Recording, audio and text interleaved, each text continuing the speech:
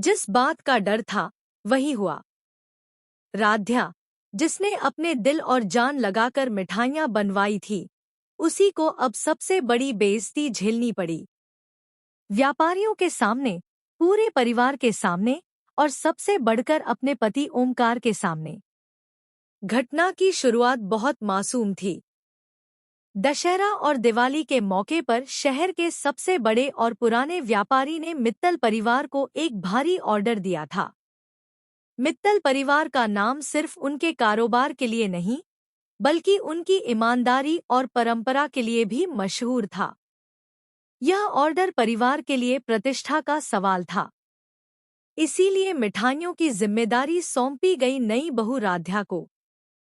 ओमकार का विश्वास था कि उसकी बहू काम को पूरे दिल से करती है।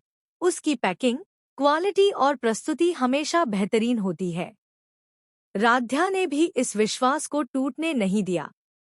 दिन-रात मेहनत की, कारीगरों को खुद खड़ा रहकर निर्देश दिए, हर एक मिठाई को चखा, देखा और बड़ी लगन से पैक करवाया।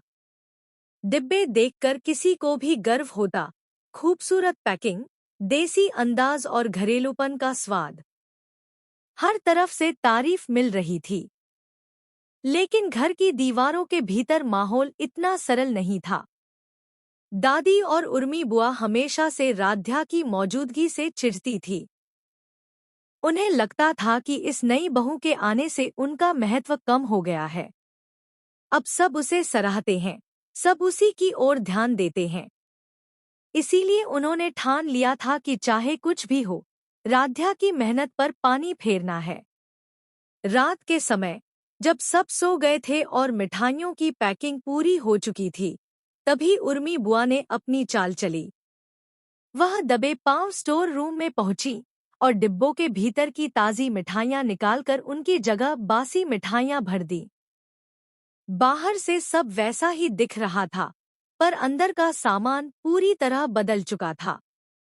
उनकी नीयत साफ थी, जब यह राज खुलेगा, तो दोष सीधे राध्या पर आएगा। अगले दिन व्यापारी आए।